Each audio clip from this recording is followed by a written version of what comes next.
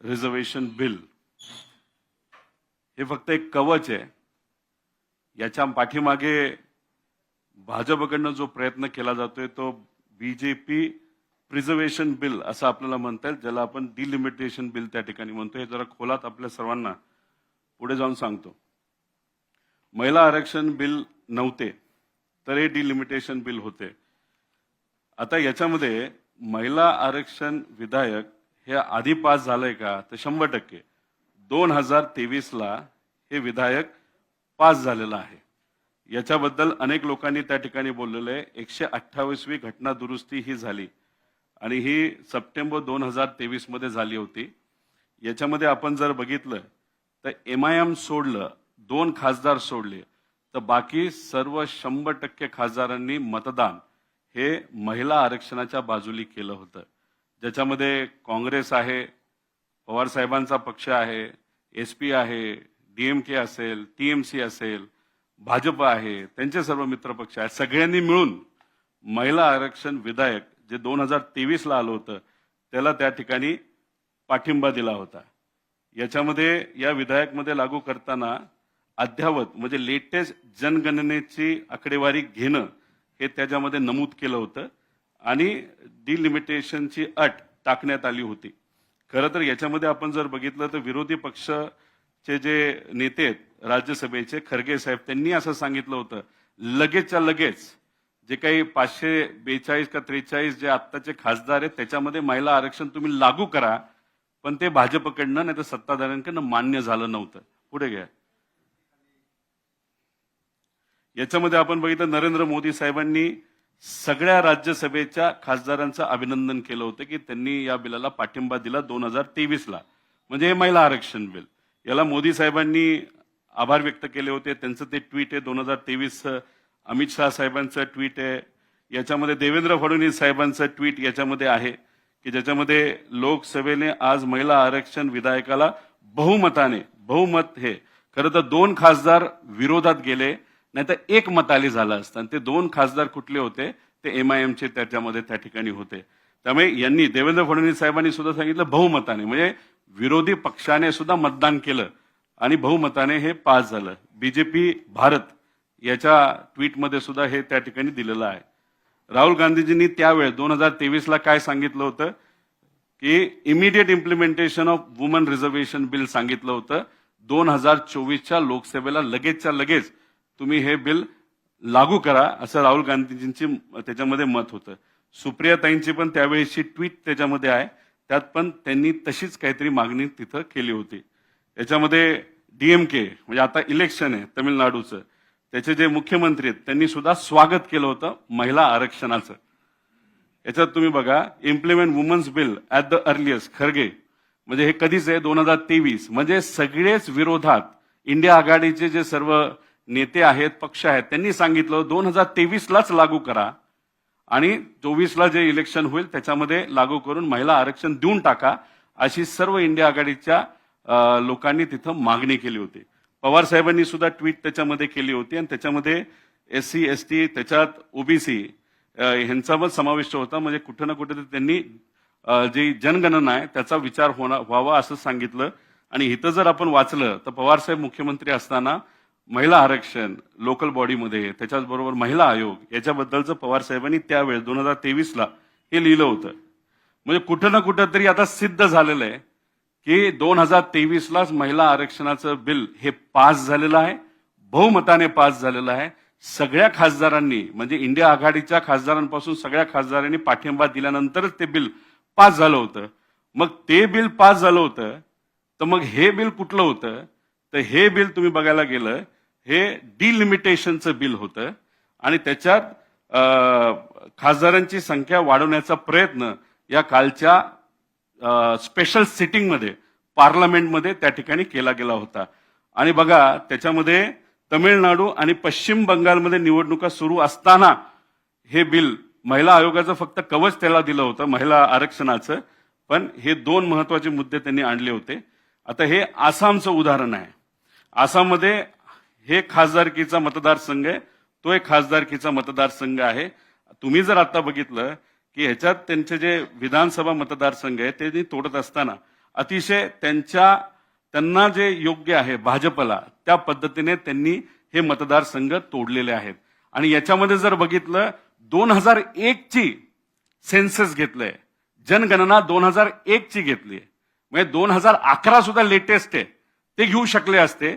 पण त्यांना जे सोयीचं वाटलं काहीतरी कारण दिलं, जम्मू काश्मीरमध्ये 2011 ची वापरली आणि आसाममध्ये 2001 ची, म्हणजे मन मर्जी या भाजपकडनं केली गेली. आणि याच्यामध्ये तोडत असताना काही काही ठिकाणी तर आपण बघितले गॅप आहेत, म्हणजे एक मतदारसंघ संपला की मग दुसरा मतदारसंघ आणि परत पहिलावाला सुरू होतो. असं आसाममध्ये झालेलं. हे कशासाठी झालंय? भाजपची सत्ता आसाममध्ये यावी यासाठी असं हे डिलिमिटेशन आसाममध्ये झालंय. आणि असंच डिलिमिटेशन हे अख्ख्या भारतामध्ये लोकसभेसाठी सुद्धा आणि विधानसभेसाठी सुद्धा तिथं होऊ शकतं. एखादा खासदार काम करत असताना एवढं वेडं जर तुम्ही मतदारसंघ तोडला, आमदारकीला तोडलं, तो कसं त्या ठिकाणी काम करणार हे कुठं ना कुठेतरी सिद्ध होतं. आता ह्याच्यामध्ये काय केलं जातं? पॅकिंग केली जाते. म्हणजे एकाच मतदारसंघामध्ये विरोधी पक्षातले सर्व मतदार एकत्र टाकले जातात. ठीक आहे, तुम्ही जिंकून जावा एक मतदारसंघ, आणि बाकीच्या मध्ये मग ते काय करतात? क्रॅकिंग केलं जातं. एकाच मतदारसंघातील विरोधी पक्षाचे जे काही मतदार आहेत ते विभाजले जातात. ह्याला आपण क्रॅकिंग म्हणतो. त्यानंतर पॅडिंग, म्हणजे अनुकूल भागात मतदारसंघाची संख्या वाढवणे. म्हणजे भाजपला जिथं अनुकूल वातावरण आहे त्याची संख्या पॅडिंगच्या एक टेक्निकल टर्म आहे त्याचा वापर करून वाढवणे. ट्रिमिंग, प्रतिकूल भागातील मतदारसंघाची संख्या कमी करणं, म्हणजे भाजपच्या विरोधात संख्या ती कमी करणं. आणि स्टॅकिंग, विजयासाठी भौगोलिकदृष्ट्या प्रतिकूल भागाची एकत्रीकरण करणं. हे सगळी स्ट्रॅटेजी भाजपची आहे, जी त्यांनी त्याच्यामध्ये त्या ठिकाणी आसाममध्ये वापरली आणि जम्मू काश्मीरमध्ये आतापर्यंत वापरलेली आहे. आणि हे रिझर्विंग जे आहे, विशिष्ट मतदारसंघ राखीव करणे, हे मी तुम्हाला पिंपरी चिंचवडच्या उदाहरणाने दाखवतो. हे आहे पिंपरी चिंचवडचं उदाहरण. म्हणजे ह्याच्यामध्ये पिंपरी चिंचवड महापालिका, आता ह्याच्यात 2017 4 सदस्य प्रभाग आणि 2025 सुद्धा 4 सदस्य प्रभाग आहे. त्यामुळे प्रभागामध्ये कुठेही त्या ठिकाणी बदल झालेले नाहीत. आणि याच्यामध्ये आपण बघितलं प्रभाग क्रमांक 6 आहे, याच्यामध्ये दवडे वस्ती. इथं काय केलं? एकूण लोकसंख्या 2017ला एवढी होती, मग एसटी लोकसंख्या 3.38% होती. मग ह्यांनी काय केलं? हा जो भाग आहे तो त्यांनी नवीन डिलिमिटेशनच्या मदतीने काढून टाकला. ह्याच्यात झालं असं की जी 38 होती ती थोडक्यात एसटी लोकसंख्या ही कमी झाली आणि इथलं एसटी आरक्षण हे काढून टाकलं गेलं. प्रभाग नंबर 6 हे उदाहरणासकट तुम्हाला त्या ठिकाणी मी टाकलेलं आहे. इथून जो व्यक्ती निवडून आला तो बिनविरोध निवडून आला, जो पिंपरी चिंचवडचा आत्ताचा महापौर आहे. याबद्दल आता हे मी तुम्हाला डिटेलमध्ये तिथं सांगितलं. आता ह्याच्या पुढे गेलं तर हा जो मतदारसंघ आहे वॉर्ड नंबर 24 आहे, याच्यामध्ये एससी आरक्षण होतं. या एससी आरक्षण मधून हा जो भाग आहे हा या प्रभागातून त्यांनी वेगळा केला. तोडल्यामुळे इथलं टक्केवारी एससीचं बदललं आणि हा जो एससी आरक्षणाचा वॉर्ड होता तो ओपन झाला आणि ते आरक्षण जिथं भाजपला पाहिजे तिथं त्या ठिकाणी त्यांनी टाकलं. म्हणजे तुम्ही डिलिमिटेशन काय हे समजून घ्या. म्हणजे तुमच्या गावामध्ये एखादं ग्रामपंचायतचं इलेक्शन आहे, त्याचा जो वॉर्ड आहे तो वॉर्ड आपल्या मर्जीप्रमाणे तोडायचा. म्हणजे जो सत्ताधारी नेता आहे त्याचा कार्यकर्ता निवडून यावा यासाठी वेडवाकडा वॉर्ड जो गावात तोडला जातो, नगर परिषदेमध्ये तोडला जातो, नगरपालिकेमध्ये तोडला जातो, जिल्हा परिषद पंचायत समितीमध्ये तोडला जातो, तसाच प्रभाग नाहीतर मतदारसंघ लोकसभेला सुद्धा तोडला जाणार आणि विधानसभेला तोडला जाणार. म्हणजे क्रिकेट खेळत असताना पिच आपल्या पद्धतीने बोलून घ्यायचं, जेणेकरून आपण बॅटिंग योग्य पद्धतीने करायची. असं 29चं प्लॅनिंग भाजपचं या माध्यमातून त्या ठिकाणी तिथं झालेलं आहे. आता खासदार संख्या वाढवण्याचा प्रयत्न, याच्यामध्ये उत्तर आणि दक्षिण असा भाग आहे. उत्तरामध्ये असणारे जे सर्व राज्य आहेत त्यांच्या लोकसंख्या ही नक्कीच जास्त आहे. त्यामुळे खासदारांची संख्या तिथं जर वाढवली तर भाजपला उद्या जाऊन फायदा होऊ शकतो. या अनुषंगाने हा विषय तिथं केला. आणि ह्याच्यात लोकसभेमध्ये आकडे वाढवण्याचा विचार ते मांडत होते, पण राज्यसभेमध्ये नक्की नव्हते ते मांडत. कधीतरी एखाद्या बिलवर आपल्याला मतदान करायचं तर राज्यसभा आणि राज्यसभा आणि लोकसभा अशा पद्धतीने आपल्याला मतदान करावं, तिथं सुद्धा अडचण मोठ्या प्रमाणात ही कुठेतरी येऊ शकली असते. आता याच्यामध्ये बघा, खासदारांची व्यक्तिगत अवजात बघितलं म्हणजे आपल्याला बोलण्याचा किती दिवस लोकसभा चालते, 2004 ते 19, 9, 160 ते 170 दिवस सरासरी तास चालते. 9 ते 14, 130 ते 40, 14 म्हणजे भाजप आल्यानंतर 140 ते 150, 19 ते 24, 120 ते 130 दिवस, 130 तास चाललं. 0 आवर मध्ये सहसा आज खासदाराला 1 मिनिटं मिळतो आणि जर 850 हा आकडा तिथं झाला तर अर्धा मिनिटं सुद्धा मिळणार नाही. म्हणजे अध्यक्ष महोदय बोलूच तर त्यांचा वेळ तिथं संपणार आहे. मग लोकांचे विषय अडचणी मांडण्याची संधी ही खासदाराला त्या ठिकाणी मिळू शकत नाही. आणि ओव्हरऑल वर्षात जर आपण बघितलं, एका खासदाराला कुठेतरी 20 मिनिटं वेळ त्या ठिकाणी मिळत असतो आणि त्याच्यात वेगळे माध्यम असतात, त्यातून ते बोलत असतात. आता ह्याच्यामध्ये आपण फरक, हे जे राज्यांची जागा किती वाढणार, आता हा एक फॉर्म्युला आहे. इथं मी फॉर्म्युला दिलाय, तो कॉन्स्टिट्यूशन मध्ये सुद्धा आहे आणि त्या पद्धतीनेच आपलं खासदार हे वाढू शकतात जनगणना झाली असेल तर. जर समजा असं पकडलं तर आता ह्याच्यामध्ये राजस्थानमध्ये आता 25 आहे. आता जे काही 543 खासदार आहेत त्यात त्यांचा टक्केवारी बघितले 4.6% आहे आणि तो या फॉर्म्युलेप्रमाणे वाढला तर 47 वर त्यांचा आकडा जाणार आणि त्यांचा शेअर टोटल 850 मध्ये हा 5.53% जाणार, म्हणजे तिथं वाढला. बिहारमध्ये तो तिथं वाढलेला तुम्ही बघितलेला आहे. त्यानंतर उत्तर प्रदेशमध्ये ऑलमोस्ट 1.5 ते 2% वाढलेला आहे. मध्य प्रदेशमध्ये सुद्धा 0.50 वाढलाय. गुजरातमध्ये तो त्या ठिकाणी वाढलेला आहे. या भागात जर या फॉर्म्युला प्रमाणे गेलो तर अशा पद्धतीने त्यांची त्या ठिकाणी वाढ होते. आता ह्याच्यामध्ये आपण जर बघितलं कर्नाटक दक्षिण, याच्यामध्ये 5.16% होतं 28, हे 543 मध्ये 850 मध्ये 4.94% म्हणजे 42 खासदार त्यांना मिळाला. त्यांचा वाटा कमी होतोय, तेलंगणाचा वाटा कमी होतोय, तमिळनाडूचा वाटा कमी होतोय, आंध्र प्रदेशचा कमी होतोय, केरळचा कमी होतोय. जेव्हा 2024 लोकसभेचं इलेक्शन चालू होतं तेव्हा त्यांनी काय सांगितलं होतं, 400 पार. 400 पार त्यांना का जावं लागतं, संविधान बदलता यावं म्हणून. मग याच्यामध्ये त्यांनी काय केलंय की त्यांच्या भागामध्ये जिथं त्यांना मतदान मिळू शकतं, एखादा तिथं धर्मवादाचा विषय करू शकतो, एखादं वातावरण पेटवलं, कुठं काय झालं आणि ह्याच्यातच त्यांना एवढे आकडे मिळतील की उद्या संविधान सुद्धा ते बदलू शकतील, असं कुठेतरी प्लॅनिंग भाजप याच्यामध्ये त्या ठिकाणी दिसतंय. आता ते काय म्हणतात, 50% अनुसार. एक तर या बिलात 50%चा कुठेही उल्लेख नाही.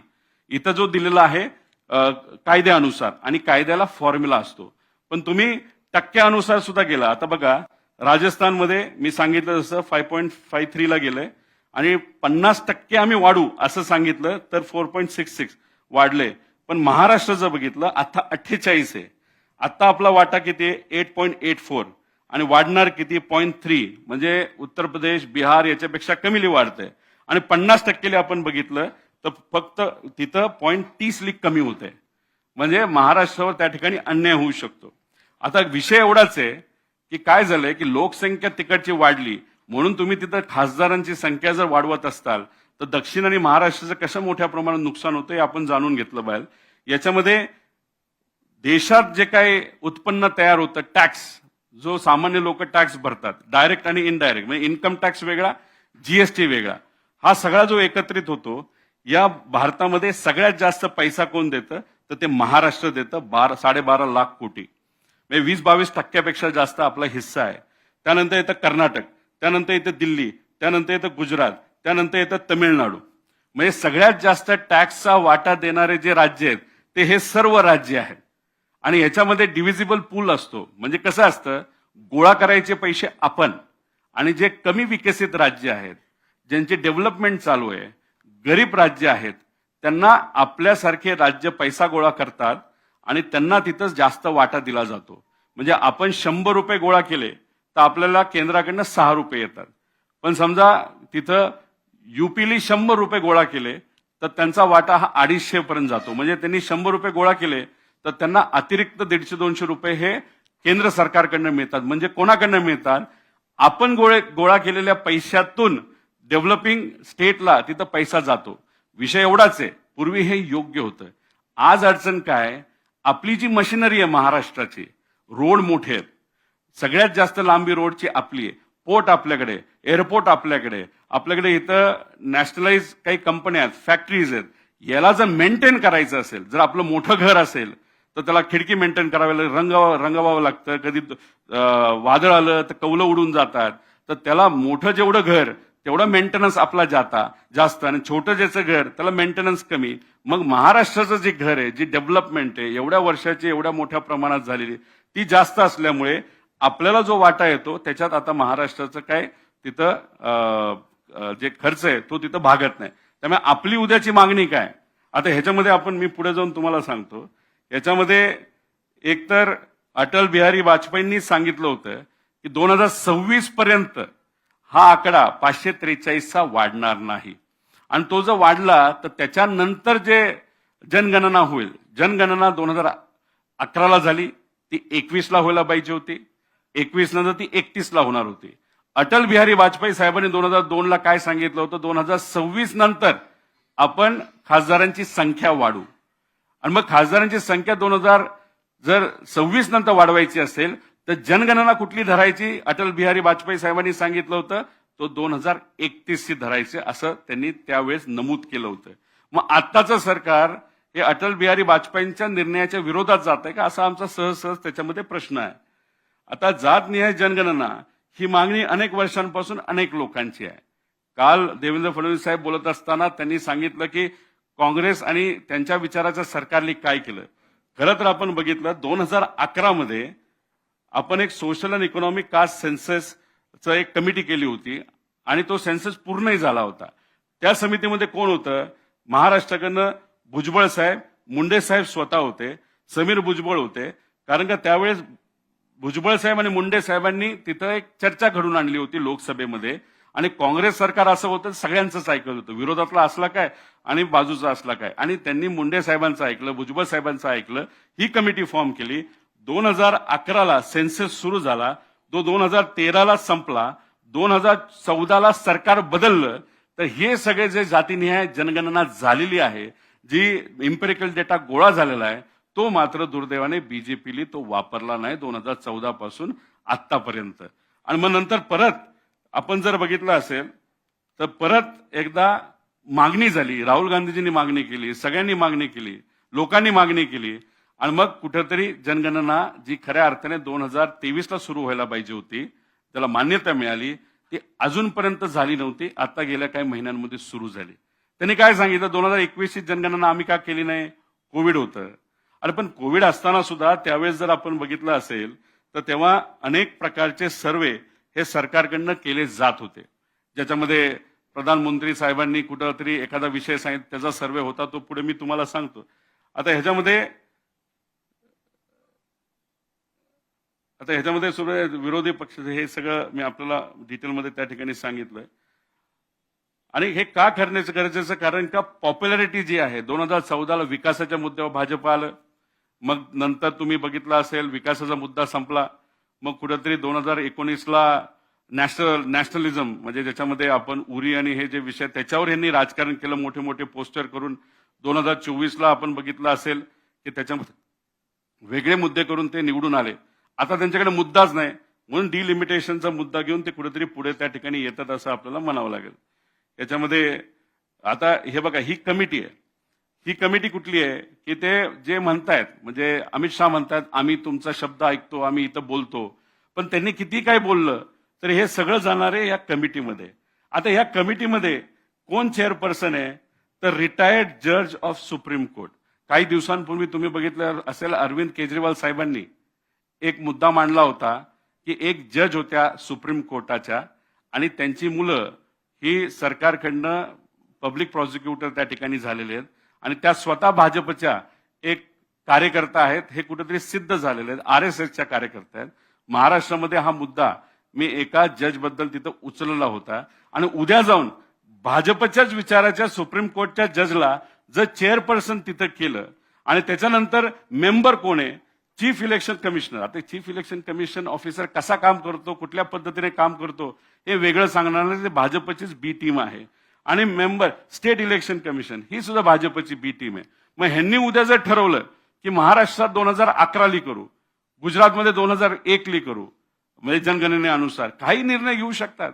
50% हे फक्त चर्चेसाठी बोलत आहेत, पण फॉर्म्युला प्रमाणे ह्यांनी जर केलं आणि डिलिमिटेड, आता काय झालंय, भाजपली 2011ला जे अधिकारी डिलिमिटेशनच्या सगळ्या प्रक्रियेमध्ये इन्व्हॉल्ड होते, ज्या अधिकाऱ्यांनी डिलिमिटेशन प्रोसेस पूर्ण पार पाडली, त्यातले अनेक रिटायर झालेल्या अधिकाऱ्यांनी हायर केलंय, नोकरीवर घेतलंय भाजपली, आणि त्यांनी एक वेगळ्या पद्धतीचं काम बाजूला त्यांच्या कार्यालयामध्ये सुरू केलेलं आहे. कुठला मतदारसंघ फोडायचा, समजा मला पाडायचा असेल तर कशा पद्धतीने कुठला भाग आपल्याला तोडता येईल. खरं तर अजितदादांच्या बाबतीत सुद्धा तशी चर्चा त्यांच्या ऑफिसमध्ये त्यावेळेस तिथं होती. म्हणजे अजितदादांचा ऍक्सिडेंट होण्यापूर्वी बारामतीला कसं तोडता येईल, पवारांची लेगेसी कशी आपल्याला तोडता येईल, म्हणजे बारामतीमध्ये भाजपचा उमेदवार निवडून आला पाहिजे, खासदारकीला सुद्धा भाजपचा उमेदवार निवडून आला पाहिजे, ठाकरे परिवाराला कसं संपवायचं, असे वेगळ्या वेगळ्या पद्धतीने त्यांनी त्यांचे मोठे मोठे महाराष्ट्रातले नेते त्यांच्या मतदारसंघामध्ये अभ्यास हा सुरू केला होता. म्हणजे ही कमिटी ही भाजपचीच बी टीम त्या ठिकाणी झाली असती. आमचं सरळ सरळ त्याच्यामध्ये त्या ठिकाणी मत आहे, म्हणून आम्ही याचा तिथं विरोध केला.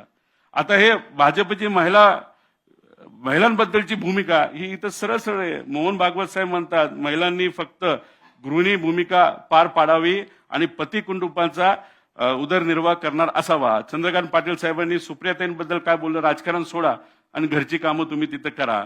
आता कोश्यारींनी क्रांतीसूर्य महात्मा फुले आणि क्रांतीज्योती सावित्रीमाई फुलेंबद्दल काय वक्तव्य केलं होतं आणि त्याचा विरोध भाजपने केला होता का? अजिबात विरोध त्या ठिकाणी केला नव्हता. त्याच्याच बरोबर राम कदम काय म्हणलं होतं, कुठली मुलगी आवडते सांग, आम्ही तुला उचलून देतो, त्याचा भाजपने विरोध केला होता का? नव्हता केला. संभाजी भिडे नाही, सॉरी नाव चुकलंय, संभाजी हे फक्त नावासाठी ते लावतात. भिडे जे काय गुरुजी असतील, नाही तर मनोहर भिडे, यांचं नाव खरं मनोहर भिडे, माझ्या माणसाने हे चुकवलेलं आहे. काय केलंय की आंबे खाल्ले तर फक्त मुलं होतात. त्यानंतर बरेच काही त्यांनी हे केलेले आहेत. मणिपूर महिला अत्याचार प्रकरण, प्रज्वल रेवांना ज्यांनी रेप केला होता त्याचे व्हिडिओ होते, तरी सुद्धा प्रधानमंत्री साहेब त्यांच्या प्रचारासाठी माहिती असताना सुद्धा तिथे गेले होते. त्यानंतर बिल्किस बानो ज्यांचा बलात्कार त्या ठिकाणी झाला होता, त्या भाजपने सत्कार केला. म्हणजे ही कुठं ना कुठेतरी त्या ठिकाणी त्यांची सगळ्यांची भूमिका असं आपल्याला म्हणावं लागेल. पवार साहेबांच्या मार्गदर्शनाखाली देशातील प्रथम महाराष्ट्र राज्य महिला आयोगाची स्थापना झाली. त्यानंतर महिलांना तीनही सैन्य दलामध्ये आरक्षण मिळालं. त्याच्याचबरोबर कॅबिनेट महिला व बाल विकास विभागाची स्थापना पहिल्यांदा महाराष्ट्रामध्ये झाली. महिला स्थानिक स्वराज्य राज्यात महिला स्थानिक स्वराज्य संस्थेमध्ये, म्हणजे महिलांना स्थानिक स्वराज्य संस्थेमध्ये 33%, नंतर 50% आरक्षण तिथं मिळालं.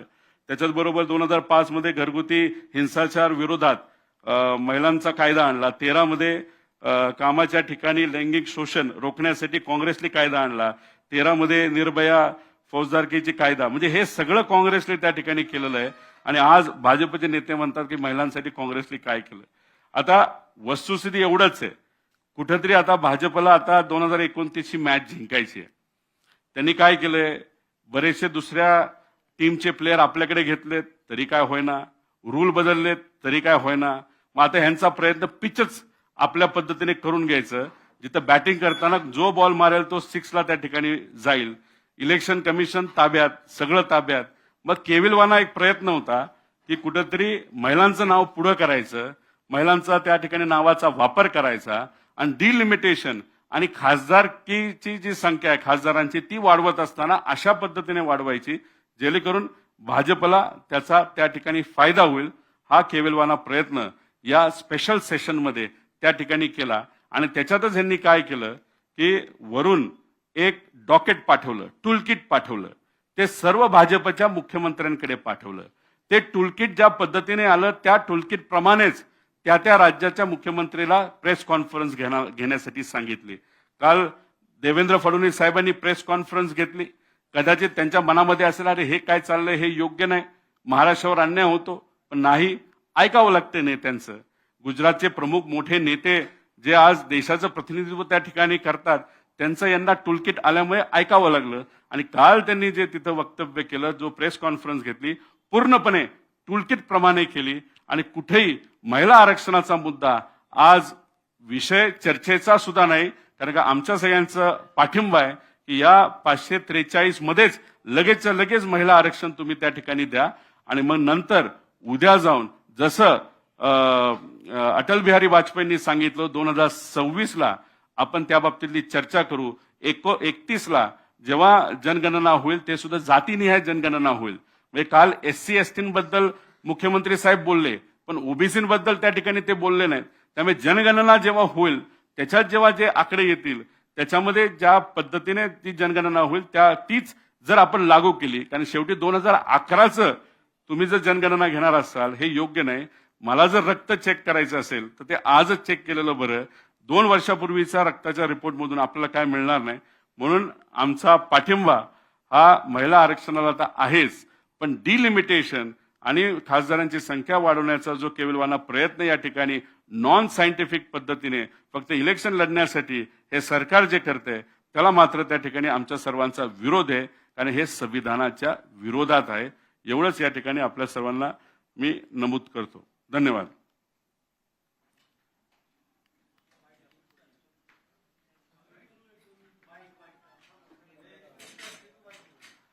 पहिलं पेज आण ना. पहिलं पेज.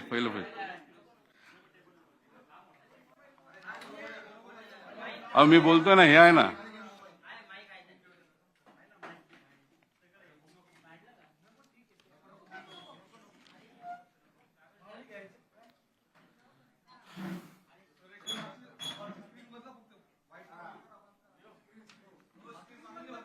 स्क्रीन बंद कर.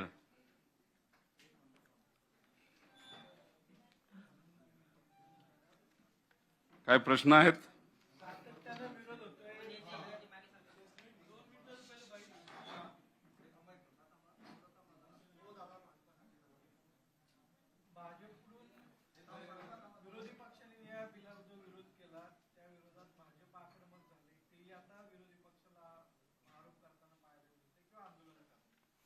नाही, खरं तर आंदोलन करायचं कारणच नाही, कारण का महिला आरक्षणाचा कायदा हा 2023ला अंमलात आणला गेला. तो मान्य सुद्धा त्या ठिकाणी झालाय. काँग्रेस आणि आमच्या सगळ्यांचं मत होतं 2024च्या इलेक्शनलाच महिला आरक्षण तुम्ही लागू करा आणि इलेक्शन त्या पद्धतीने त्या ठिकाणी होऊ द्या. पण भाजपला काय की एकतर महिला आरक्षण द्यायचंच नाही. त्यामुळे परत एकदा मान्य झालेलं आरक्षणाचा मुद्दा या पार्लमेंट स्पेशल सिटिंग मध्ये त्यांनी आणला आणि त्याला जोडलं काय तर डिलिमिटेशन जोडलं आणि खासदारांची संख्या आपल्याला वाढवायची हे जोडलं. कदाचित त्यांना माहिती सुद्धा असावं की हे काय मान्य होणार नाही. महिला आरक्षण आपल्याला न देणं हे बरं, कारण का आपण जर बघितलं तर भाजप ज्या विचाराने चालतं त्याला आपण मनुवाद म्हणतो आणि त्या मनुवादाचा आपण अभ्यास केला तर त्याच्यामध्ये कुठेही महिलांना अधिकार, ताकद, महिला सबलीकरण हे मुद्दे त्याच्यामध्ये येत नाहीत. त्यामुळे मुद्दामून डिलिमिटेशन आणि खासदार वाढवण्याचा प्रयत्न नाहीतर एक बिल ह्याच्यात घुसवलं जे सगळ्यांनी रिजेक्ट केलं. 100% भाजपचा पराजय हा परवाच्या पार्लमेंट सेशनमध्ये त्या ठिकाणी झाला आणि त्यांना वरून आदेश आलेत, केंद्राकडनं आदेश आलेत आंदोलन करा आणि त्या पद्धतीने आंदोलन त्या ठिकाणी ते करायला लागलेले आहेत. दुसरं आदेशाप्रमाणे भाजपचे स्थानिक राज्यातले नेते वागतात हे एवढंच आपल्याला म्हणावं लागेल.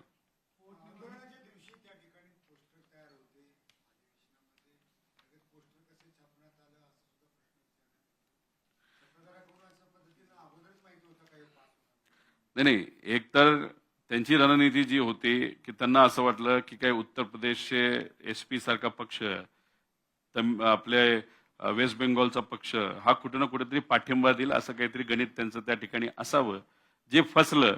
कारण का खरं काय करण्याचा प्रयत्न केला जातो जे आसाम आणि जम्मू काश्मीरमध्ये झालं की मतदारसंघच असे फोडायचे आणि कसे फोडायचे हे मी तुम्हाला पिंपरी चिंचवडच्याच एका छोट्या उदाहरणामध्ये दाखवलं.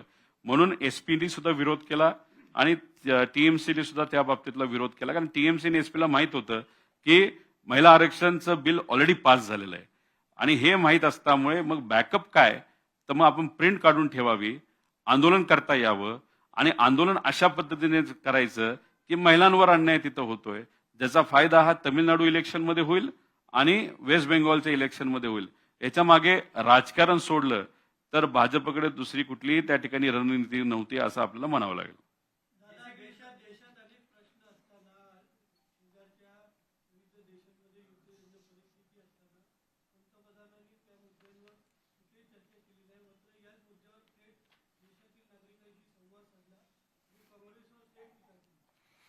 आता काँग्रेसवर टीका करत असताना 4 राज्यांचं नाव 4 वेळा घेतलं. पण ते 4 राज्यांचं नाव कुठलं घेतलं? त्यात महाराष्ट्र नाही घेतलं, दुसरं कुठलं घेतलं नाही. त्यांनी काय घेतलं? तमिळनाडू घेतलं, त्याचं इलेक्शन आहे. त्यानंतर उत्तर प्रदेश, ज्याचं इलेक्शन पुढच्या काही महिन्यांमध्ये येते. त्यानंतर वेस्ट बेंगॉलचं नाव घेतलं, ज्याचं इलेक्शन आता चालू आहे. म्हणजे कुठं ना कुठेतरी आपला पराजय झाला आणि त्या पराजयातून राजकीय पोळी भाजण्याचा केविलवाना प्रयत्न हा कुठेतरी नरेंद्र मोदी साहेबांकडनं झालेला आपण सगळ्यांनी बघितला. त्याच्याच बरोबर आपण जर बघितलं तर आपण आणि आपले या देशातले भाजपचे प्रमुख नेते स्वतःला विश्वगुरू म्हणतात. विश्वगुरू म्हणजे त्यांचा शब्द, त्यांचं संभाषण, त्यांचं डिप्लोमसी ही अख्ख्या इतर देशांमध्ये ऐकली जाते. आणि अशा परिस्थितीमध्ये इराण जो देश तसा आपल्या जवळ होता, या देशात लागणारं तेल, गॅस हे इराण त्या भागातून आपल्याकडे येत होतं आणि त्यांच्या त्या डिप्लोमसीमध्येच आपण कुठेतरी कमी पडलो आणि आपल्या मागून पाकिस्तान तिथं जाते मध्यस्थी करते अमेरिका आणि इराणमध्ये. मग आपण विश्वगुरू आपल्या स्वतःला म्हणतो, त्याचं कारण काय? का नुसतं फक्त भपकेगिरी करायला एवढंच या ठिकाणी आपल्या सर्वांना म्हणावं लागेल. म्हणजे इंटरनॅशनल पॉलिसी बद्दल आपला देश फेल ठरलाय आणि फेल ठरल्यामुळेच आज तेलाचे जास्त भाव आपल्याला द्यावे लागतात, गॅस आपल्याला मिळत नाही, छोटं मोठं जे आपलं काय कॅन्टीन होतं, दुकान होतं ते आपल्याला बंद करावं लागलं आणि महागडं स्टील आता आपल्याला बाय करायला लागते, घ्यावं लागते घर बांधायला, नाही तर अजून काही कामाला. हे जे काही इन्फ्लेशन आता वाढले, ज्याच्यामुळे गरिबाला आज जास्त पैसे द्यावा लागतात त्याच कुठल्या तरी गोष्टीसाठी. याचं प्रमुख कारण आहे आपण इतर देशांबरोबर आपली मित्रत्व ठेवण्यामध्ये, डिप्लोमसी करण्यामुळे कुठं ना कुठेतरी मोठ्या प्रमाणात कमी पडलो.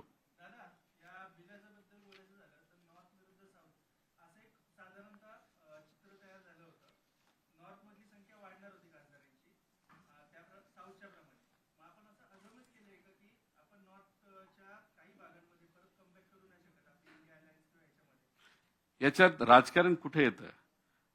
2024ला लोकसभेचं इलेक्शन जेव्हा चालू होतं आणि भाजप म्हणत होतं अब की बार 400 पार.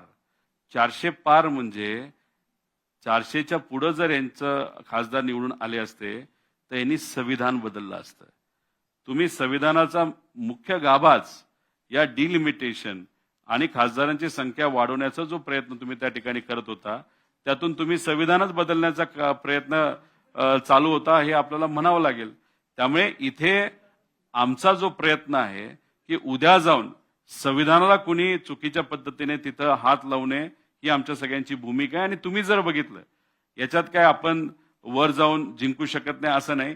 एसपी हा जो पक्ष उत्तर प्रदेशचा आहे त्यांनी याचा विरोध केला.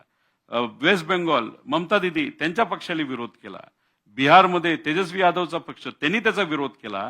कारण लोकसंख्या वाढवत असताना डिलिमिटेशन मध्ये जी काही गफलत होणार आहे, त्याच्यामध्ये जे काही बदल होणार आहेत, त्याच्यात ज्या काही गोष्टी होणार आहे आणि त्यामुळेच कुठं ना कुठेतरी एक भीती वाटते उद्या जाऊन आपलं संविधान हे धोक्यात येऊ शकतं. म्हणून या गोष्टीचा विरोध करतोय. आणि दुसरी गोष्ट, संविधान जेव्हा बनलं होतं नंतरच्या काळामध्ये आपण बघितलं असेल विकास होत असताना महाराष्ट्राचा, तमिळनाडूचा, गुजरातचा, आंध्राचा हा या भागाचा विकास खूप मोठ्या प्रमाणात केला. कारण धोरणं त्या पद्धतीची त्या ठिकाणी होती. आणि झालं असं की आजपर्यंत आपण जो टॅक्स गोळा करतोय, इथं असणारा सामान्य व्यक्ती सुद्धा बिस्किट घेतो, गरीब माणूस, बिस्किटमध्ये पण जीएसटी जो टॅक्स आहे हा सगळा टॅक्स जो भारताचा 20-22% जास्त आपण गोळा करतो, त्यातून मोठा वाटा हा उत्तर प्रदेश, बिहार त्या भागामध्ये दिला जातो. त्यामुळे उद्या जाऊन तुम्हाला जर खासदारांची संख्या वाढवायची असेल तर मग टॅक्स कुठलं राज्य किती देतं याचाही त्या ठिकाणी विचार करून, लोकसंख्येचा विचार करून कुठल्याही राज्यांवर अन्याय होणार नाही, कुठल्याही भागावर अन्याय होणार नाही. उद्या जाऊन अप्रत्यक्षपणे संविधान तुम्ही बदलणार नाही असा आमचा प्रयत्न होता. म्हणून या डिलिमिटेशन कायद्याला आम्ही त्या ठिकाणी विरोध केला.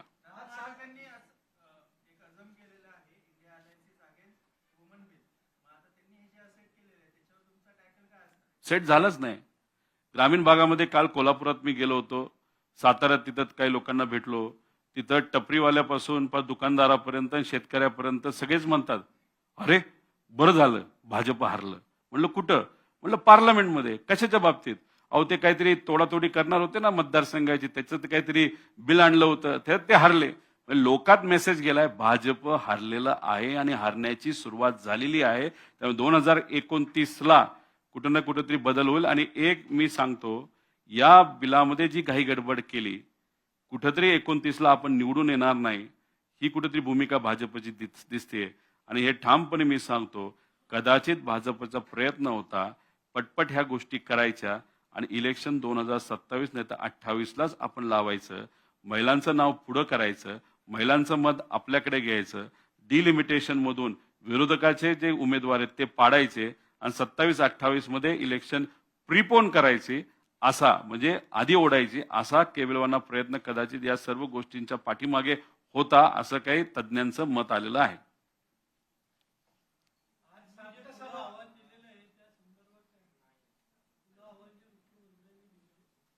त्यांच्या लेवलचे एवढे मोठे नेते या महाराष्ट्रामध्ये कोण आहेत आपल्याला बघावं लागेल. पवारसाहेब देशाचे नेते आहेत, पवारसाहेब या विषयामध्ये चर्चा करणार नाही. देवेंद्र फडणवीस साहेबांच्या लेवलचे कोण नेते असतील तर त्यांनी त्यांना उत्तर त्या ठिकाणी द्यावं. आम्ही तुलना त्यांच्याबरोबर करत नाही.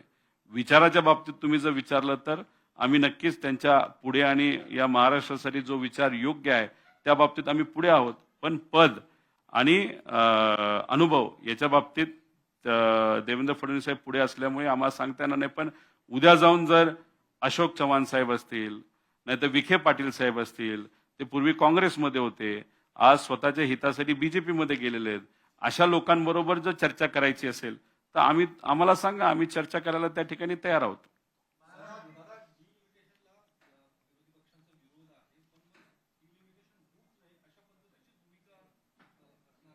नाही, डिलिमिटेशन व्हावं, पण ते सायंटिफिक पद्धतीने व्हावं. इथं जी कमिटी तुम्ही जर बघितली तर कमिटीचा प्रमुख एक्स सुप्रीम कोर्टचा जज, पण असे अनेक जजेस आहेत ते काही प्रमाणात करप्ट पण आहेत. हे मी नाही म्हणत. 100-200 कोटी रुपये एका जजच्या घरी सापडले. त्यानंतर तुम्ही केजरीवाल साहेबांच्या विषयाच्या बाबतीत बघितलं असेल, त्यांनी ज्या जजच्या समोर नॉट बिफोर मी करण्याचा विषय मांडला, ते जे जज आहेत ते टोटली बीजेपी आणि RSSच्या विचाराचे आहेत. मग अशा एखाद्या व्यक्ती जर चेअरमन झाला आणि इलेक्शन कमिशन वाईस चेअरमन, मग तुम्ही समजून घ्या उद्या सगळा मनमर्जीपणा भाजपकडनं केला जाईल. त्यामुळे कमिटी फॉर्म करताना वेगळ्या पद्धतीची असावी.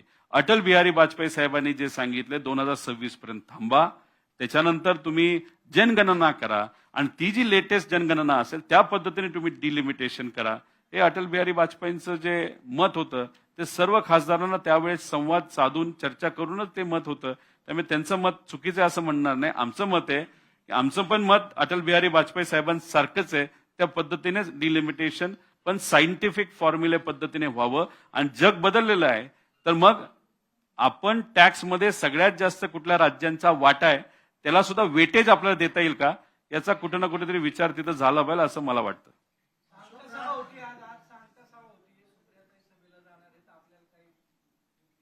मला फोन आलेला नाही. सुप्रिया अत्तांना जर पारचा जयचा फोन आला असेल तर भावनिक दृष्टिकोनातून मला असं वाटतं की ताई जाऊ शकतात. कारण शेवटी अजितदादांकडे बघून सुनेत्रा काकींचा प्रचार हा मी सुद्धा तिथं 3 दिवस केलेला आहे. त्यामुळे सांगता सभेला जाऊन सुप्रियाताई भाषण सुद्धा करू शकतात, नाही तर जाऊही शकतात. पण कुठल्या पक्षाचा प्रचार करायला ते चाललेत असं म्हणून चालणार नाही. ते व्यक्तीचा प्रचार अजितदादांकडे बघून करण्यासाठी चालल्या असावेत असं माझं तरी मत आहे.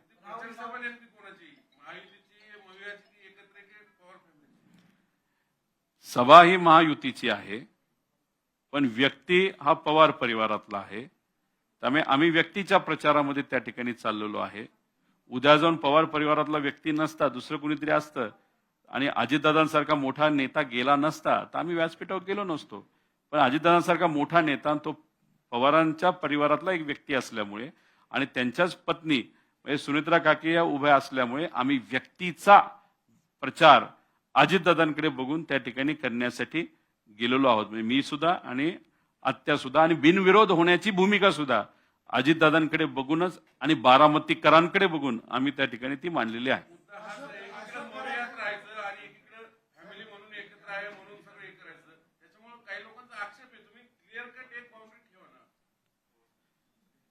अजितदादांच्या बाबतीत जे झालंय, कसं झालं, कोणामुळे झालं, त्याच्या मागे काय, याच्यावर कुठेतरी आमच्या सगळ्यांच्या मनामध्ये चिंता आहे, नाही तर प्रश्न आहेत. त्यासाठी आम्ही लढत आहोत. मग अजितदादा कुठल्या पक्षाचे होते? अजितदादांचे एक वेगळा पक्ष होता. मग त्यांच्याबद्दलची चिंता व्यक्त करणं याच्यामध्ये आम्ही काही चुकतोय का? तर नाही चुकत. आम्ही याच्यामध्ये राजकारणच बघत नाही. दादांच्या बाबतीत जे घडलं ते अतिशय दुर्दैवी गोष्ट होती. दादा हे दुसऱ्या पक्षात असले तरी ते आमच्या जवळचे होते, ते माझे नेते होते. त्यांचा मी कार्यकर्ता होतो. या महाराष्ट्राचे खूप मोठे लोकनेता होता आणि त्यांच्या लेवलचा लोकनेता आज या महाराष्ट्रामध्ये नाही. मग अशी घटना अजितदादांच्या बाबतीत घडल्यामुळे परिवाराबरोबर राहणं हे या महाराष्ट्रात धर्माली आपल्या सगळ्यांना त्या ठिकाणी शिकवलेलं आहे. मग आम्ही परिवाराबरोबर आज आहोत. 23 तारीख होऊ द्या, त्यानंतर आम्ही जी भूमिका त्या ठिकाणी घ्यायची घेऊ. कारण काय, ही पोटनिवडणूक झालीच नसती तर आमच्यासाठी चांगले. अजितदादा वेगळ्या पक्षातून आमच्या विरोधात बोलले असते तर आम्ही त्याचं उत्तर दिलं असतं. पण एवढा मोठा नेता संशयित पद्धतीने जर त्या ठिकाणी त्यांचा मृत्यू होत असेल आणि मग परिवाराबरोबर राहणं हे आम्हाला आमच्या संस्कारांनी शिकवलेलं आहे, आमच्या आधीच्या पिढीला शिकवलेलं आहे आणि महाराष्ट्राच्या धर्माला त्या ठिकाणी शिकवलं आणि त्या पद्धतीने आम्ही करत आहोत. कुणी काय टीका करायची ती करा. 23 नंतर त्या बाबतीत काय करायचं आम्ही बघू.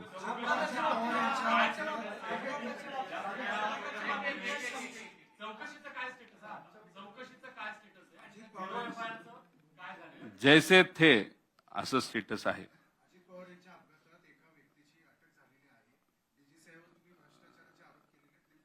नाही, स्टेटसच्या बाबतीत बोलायचं झालं तर जैसे ते स्टेटस आहे. अधिवेशनामध्ये जो मुद्दा मी मांडला होता त्याच्यामध्ये मुख्यमंत्री साहेबांनी उत्तर दिलं. त्या उत्तरावर मी काही प्रश्न मांडले होते, त्याच्यावर परत त्यांनी तिथं उत्तर दिलं आणि ते उत्तर देत असताना त्यांनी सांगितलं होतं की आम्ही FIR CID कडे पाठवू. शब्दाचं आपण म्हणजे जे आश्वासन आपण जर बघितलं त्यातून आम्हाला सगळ्यांना हेच वाटलं की FIR CID कडे स्वीकारण्यासाठी पाठवला जाईल आणि त्याच्यावर तपास त्या ठिकाणी होईल. FIR जेव्हा कर्नाटकाकडनं पाठवला होता 0 FIR हा तिथे असणारा SHO म्हणजे PI हेली तो पाठवला, स्वीकारला. मग तिथे असणारा लोकल कोर्टाकडे तो पाठवला, त्यांनी मान्यता दिली. मग तिथे DGPली महाराष्ट्र DGP कडे पाठवून अधिवेशनात ही चर्चा झाल्यामुळे तो विषय आला CID कडे. मग आम्ही जेव्हा DGP महाराष्ट्राच्या विचारलं की अहो तुम्ही स्वीकारला का, ते म्हणजे नाही स्वीकारला नाही. म्हणलं मग काय केलं? दोन गोष्टी असतात. एखादा प्रोफेसर कसा आपल्याला सांगतो तसं ते सांगत होते. चांगली व्यक्ती आहे, मी त्या DGPच्या विरोधात नाही. प्रोफेसर सांगत असताना, प्रोफेसर DGP साहेब सांगत असताना त्यांनी सांगितलं की इन्व्हेस्टिगेशन आणि एन्क्वायरी याच्यामध्ये फरक आहे. मी म्हणलं आम्हाला तर इन्व्हेस्टिगेशन पाहिजे. नाही, या FIR ची इन्व्हेस्टिगेशन होणार नाही, याची एन्क्वायरी होईल. मग ते कोण करणार? म्हणलं CID करेल. मग तपास नाही, एन्क्वायरी होणार. म्हणजे कुठं ना कुठे शब्दाचा खेळ त्या ठिकाणी खेळला जातोय. अजितदादांच्या ऍक्सिडेंट बद्दल हे सरकार सिरियस नाही, नाहीतर VK सिंग जो कोणी या ऍक्सिडेंटला जबाबदार आहे त्याला वाचवण्याचा प्रयत्न तिथे केला जातोय. मी सातत्याने सांगत होतो DGCA मध्ये भ्रष्टाचार आहे. एअर वर्दीनेसचं सर्टिफिकेट देणारा जो डेप्युटी डायरेक्टर होता तो CBIला सापडला भ्रष्टाचार करताना. आणि माझं दुसरं अजून एक मत आहे की VK सिंग इतका पोचलेला आणि इतका घुसलेला माणूस आहे. अजितदादांच्या ऍक्सिडेंट बद्दल, घातपाताबद्दल जे काही पुरावे आहेत या भ्रष्ट अधिकाऱ्यांना हाताशी धरून तो पुरावे मिटवतोय हे सातत्याने मी सांगतोय. म्हणून एन्क्वायरी पटकिनी करा, त्याच्यावर कारवाई करा हे सांगत असताना सुद्धा कुणी ऐकत नाही. आणि हा जो डेप्युटी डायरेक्टर सापडलाय तो छोटा मासा आहे. असे मोठे मोठे शार्क, मोठे मासे अजून तिथं बरेच आहेत. आणि बघा राजकारण कसं असतं. अजितदादांच्या पक्षाने एकच मागणी केली होती अजितदादांच्या ऍक्सिडेंट बद्दल, काय? CBI कडे तपास द्या. मग आम्ही पण म्हणलो ठीक आहे, देत असाल तर द्या. 60 दिवस झाले CBI कडे तपास गेला नाही. म्हणजे तो जो ऍक्टर होता, काय नाव, सुशांत सिंग, 2 दिवसात CBIने तपास हातात घेतला. दादांचा 60 दिवस झाले घेतला नाही. पण जेव्हा डिलिमिटेशनच्या कायद्याची चर्चा सुरू झाली, TDPला दबाव आणायचा होता, TDPला म्हणजे चंद्रबाबू नायडूंच्या पार्टीला, 1 दिवस आधी CBI धाड टाकते DGCAवर, हा डेप्युटी डायरेक्टरला पकडते. मग कुठेतरी TDPला नाही चंद्रबाबू नायडूला घाबरवण्याचा प्रयत्न त्या ठिकाणी होता. ते घाबरले, चंद्रबाबू नायडू साहेब घाबरले. त्यांच्या राज्याचं नुकसान होत असताना सुद्धा या डिलिमिटेशन कायद्याला त्यांनी पाठिंबा दिला. म्हणजे CBIचा वापर तुम्ही इथं घाबरवण्यासाठी करताय, पण दादांच्या एन्क्वायरीसाठी करत नाही का? कारण व्ही.के. सिंग उद्या जाऊन मोठ्या मोठ्या नेत्यांचे लोकांची नावं घेऊ शकतो की या ऍक्सिडेंट पाठीमागे कोण आहे, आणि त्यामुळेच व्ही.के. सिंगला वाचवलं जाते असं आमचं ठाम मत आहे.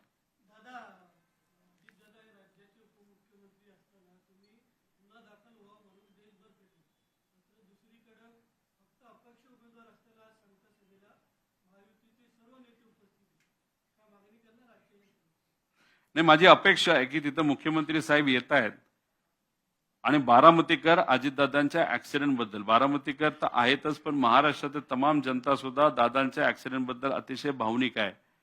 त्यामुळे त्या व्यासपीठावर अजितदादा नसल्यामुळे ती पोटनिवडणूक तिथं लागते. त्यांच्या पत्नी आता दादांच्या जागेवर तिथं आमदारकीसाठी उभ्या आहेत आणि ते जे व्यासपीठ आहे ते बारामतीमध्ये आहे. बारामतीचा विकास दादांनी केलेला आहे. तर मग तिथं लोकांचं वेगळं काय ऐकण्याची इच्छा नाहीये. तुम्ही वेगळी भाषणं कुठलीच करू नका. 1-2 मिनिटाचं भाषण सुद्धा जर केलं ना की सीबीआयच्या चौकशीचं काय झालं, FIRचं काय झालं, व्ही.के. सिंगला का अजूनपर्यंत ताब्यात घेतलं नाही, आणि मग अशा प्रकारे संत गीतेने अजितदादांचा तपास का सुरू आहे, एवढी फक्त उत्तर दिली आणि ती उत्तर देत असताना आश्वासक उत्तर दिली, तरी मला असं वाटतं की बारामतीकरांना ते फार पुरेसं आहे. मतदान तर करणारच आहेत दादांकडे बघून, पण देवेंद्र फडणवीस साहेबांकडनं दुसरं कुठं काही नकोय. आणि त्याच्यातच आमचं एवढंच मत आहे की पुणे रिंग रोडला नाव द्या अजितदादांचं, हे आम्ही म्हणलो होतो, पण दादांचं नाव कुठंच नको असा कुठेतरी प्रयत्न भाजपकडनं केला जातोय. 2024ला दादा भाजप बरोबर असताना सुद्धा भाजपच्या एका सुद्धा नेत्याला प्रचारासाठी तिथं बोलवलं नाही. पण आता रस्सीखेच लागली आहे भाजपकडनं बारामतीत जाऊन कार्यकर्त्यांचे मेळावे त्या ठिकाणी घ्यायचे. म्हणजे एक तर आम्ही म्हणतोय मोठ्या वास्तूला नाव दादांचं द्या, तिथं तुम्ही देत नाही. आणि मध्येच तुम्ही जर बघितलं असेल पुण्यश्लोक अहिल्यादेवी होळकरांचं नाव अजितदादांच्याच प्रयत्नातून ज्या युनिव्हर्सिटीला म्हणजे त्या ह्याला मेडिकल कॉलेजला दिलं गेलं होतं, नाही तर मेडिकल इन्स्टिट्यूटला दिलं गेलं होतं, तिथंच सत्तेतला एक कुठला तरी माणूस येतो, मागणी नसताना त्याच्या खाली असणारं एक छोटंसं जे हॉस्पिटल आहे त्याला अजितदादांचं नाव दिलं जातं. आमचं मत आहे दादा आज असते तर पुण्यश्लोक अहिल्यादेवी होळकरांसारख्या एवढ्या महामानवाचं मोठं नाव एखाद्या हॉस्पिटलला दिलं असेल, नाही तर कॉलेजला दिलं असेल, तर दादांनी सुद्धा कुठंच तो बदलण्याचा प्रयत्न नाही तर इच्छा व्यक्त केली नसती. मग आमचं म्हणणं आहे रिंग रोडला तुम्ही नाव द्या, इथं नाव तुम्ही सहज देता का, तिथं वाद व्हावा. राजकीय दृष्टिकोनातून तुम्ही 2029ची तयारी हॉस्पिटलला एक नाव देऊन एक वाद ऑलरेडी भाजपने तिथं सुरू केलेला आहे. म्हणजे भाजप राजकीय दृष्टिकोनातून या गोष्टीला त्या ठिकाणी बघत आहेत. पवार परिवारांचं नाव पूर्णपणे संपवण्याचा विचार हा भाजपच्या मनात असला तर पवार परिवाराचं नाव हे फक्त कोणामुळे आहे, सामान्य लोकांमुळे आहे, मतदारांमुळे आहे. किती काय प्रयत्न केलं तरी भाजपला काय याच्यातून साध्य करता येणार नाही. अजून म्हणतो आज बारामतीला तुम्ही चाललेला आहात, पुणे रिंग रोडचं नाव हे अजितदादांच्या नावाली तुम्ही त्या ठिकाणी द्या. आणि प्रमुख वास्तू ज्या दादांच्या प्रयत्नातून पुण्यामध्ये ते अनेक वर्ष हे पालकमंत्री राहिल्यामुळे इथं ज्या मोठ्या मोठ्या गोष्टी आहेत त्याला नाव आज तुम्ही जाहीर करून टाका. दादांचं नाव आम्ही त्या ठिकाणी दिलं, आम्ही या गोष्टींचं स्वागत करू. आणि बारामतीकरांची हीच इच्छा आहे. आता आजचं भाषण काय होतं हे आपल्याला बघावं लागेल. स्टेज खूप मोठं केलंय पण पुढची बसण्याची जागा जरा छोटी वाटते. आणि जागा का बदलली हे मला कळता येणार नाही, पण मोठे नेते आल्यानंतर ती दादांची साधी सोपी झाडातली अनेक वर्षांतून प्रथा असलेली जागा ती डावलून मोठ्या ठिकाणी जे काही सभा त्या ठिकाणी घेतली जाते, मोठे नेते आले म्हणून ती सभा घेतली जावी. पण बघूया 23 नंतर या बाबतीत अजून स्पष्टपणे बोलू.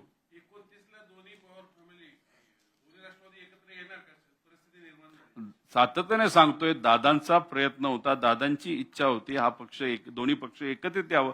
दादा नसताना, दादा गेल्यानंतर हा विषय आता विलिनीकरणाचा फार जुना झालेला आहे.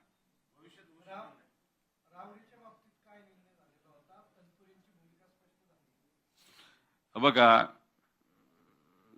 प्राजक्तदादा तनपुरे हे पहिल्यांदा आमदार जेव्हा झाले तेव्हा लगेचच्या लगेच त्यांना मंत्रिपद मिळालं आणि त्यातून त्यांनी चांगलं काम केलंय. त्यांना अनुभव हा पदाचा हा खूप चांगला आहे. ते पुरोगामी विचाराबरोबर आहेत आणि आदरणीय जयंत पाटील साहेबांच्या विचाराने मार्गदर्शनाखाली ते नेहमी त्या ठिकाणी काम करत असतात. त्यामुळे ते वेगळा कुठला दुसरा निर्णय घेतील असं मला तरी वाटत नाही. जो काही आत्ताचा निर्णय घेतलाय तो का घेतला त्यांनी त्या बाबतीतलं स्पष्टीकरण हे नक्कीच त्या ठिकाणी दिलेलं आहे. पण मला असं वाटतं की राष्ट्रवादी शरदचंद्र पवार या पक्षाचे जे उमेदवार त्या ठिकाणी उभे आहेत त्यांना ताकद हे प्राजक्तदादा तनपुरे देतील आणि त्यांना निवडून आणून या महाराष्ट्राला त्या ठिकाणी नक्कीच दाखवतील असा आम्हाला सगळ्यांना विश्वास आहे.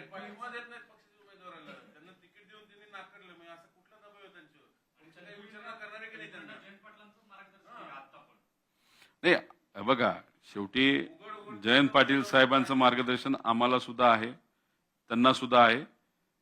ते जे आहेत ते नातेवाईक आहेत, भाचे आहेत, त्यामुळे थोडंसं मार्गदर्शन नक्कीच त्यांना त्या ठिकाणी जास्त असू शकतं. पण हा निर्णय त्यांनी का घेतला, कदाचित तिथं जे मागचे आमदार होते त्यांचा दुर्दैवी मृत्यू त्याच्यामध्ये झाला, मग आपण कशाला लढायचं अशी सुद्धा कदाचित प्राजक्तदादाची भूमिका त्या ठिकाणी असावी.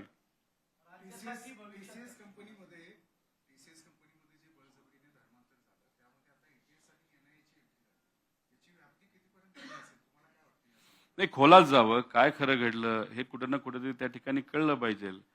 काय झालं, कसं झालं, कोण जबाबदार, खरंच काय घडलं. पण या विषयाला खऱ्या गोष्टी त्या ठिकाणी पुढे आल्या पाहिजे.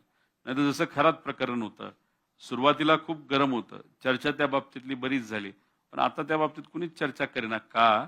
कारण नाशिकला जे व्हिडिओ 70 मिळाले होते एक हनी ट्रॅपच्या बाबतीत, अधिकाऱ्यांचे त्या महिलांबरोबरचे व्हिडिओ होते, नेत्यांचे व्हिडिओ होते.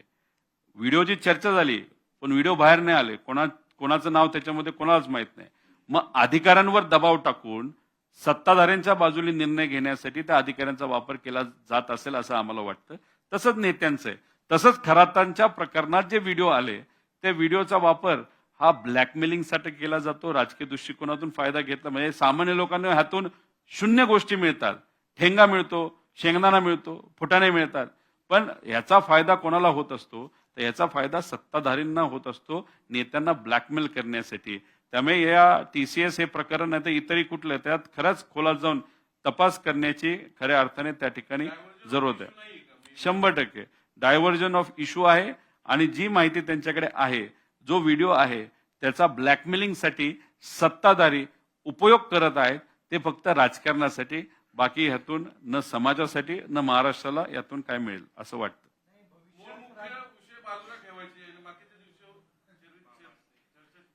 शेतकऱ्यांना असणारी अडचण, महिला सुरक्षिततेचा विषय, नोकरीचा मुद्दा आहे, त्या नोकऱ्या IT सेक्टर मधल्या चाललेल्या आहेत.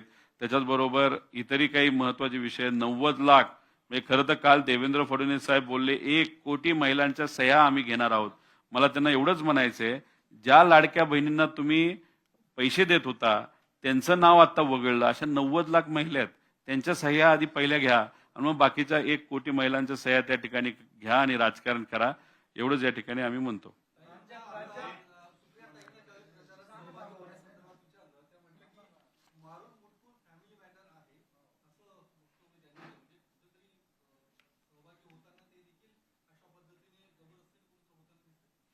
नाही, मी त्यांचं स्टेटमेंट तरी त्या ठिकाणी ऐकलेलं नाही.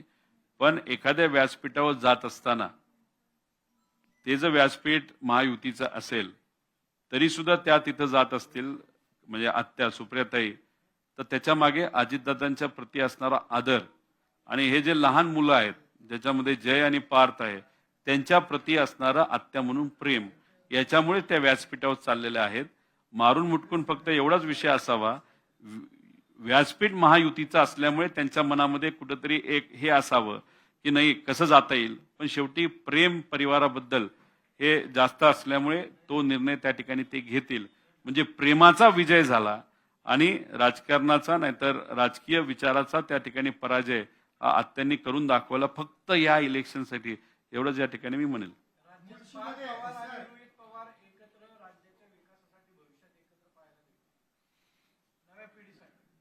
नाही, ते ऑलरेडी आज सरकारमध्ये ते खासदार झालेले आहेत, त्यांची पार्टी सत्तेत आहे. त्या मी आज विरोधात आहे, मी विरोधी भूमिका घेण्याचा प्रयत्न त्या ठिकाणी करतोय, विचार तिथं करतोय, विचार पुढे घेऊन जाण्याचा प्रयत्न करतोय. खरंच तसं काय करायचं असलं तर आधीच मी सरकारमध्ये जाऊन बसलो असतो. त्यामुळे त्यांच्या विचारामध्ये, त्यांच्या स्टाईलमध्ये, माझ्या स्टाईलमध्ये आणि विचारामध्ये साहजिकच फरक आहे. म्हणून ते सत्तेत आहेत आणि मी विरोधात आहे. उद्या नक्कीच मला असं वाटतं की 2029ला आता तर बीजेपीचा पराजय सुरू झालेला आहे. पार्लमेंटमध्ये आपण सगळ्यांनी मताच्या माध्यमातून डिलिमिटेशन कायद्यामध्ये बघितलेलं आहे. 2029ला आणि त्याच्या आधी जर भाजपने इलेक्शन घेतलं, सत्ता ही काँग्रेस आणि इंडिया आघाडीची तिथे येईल. आम्ही सत्तेत गेल्यानंतर जर भारतला काही मदत त्यावेळेस त्या ठिकाणी लागली, ती मदत नक्कीच तिथं आम्ही करू.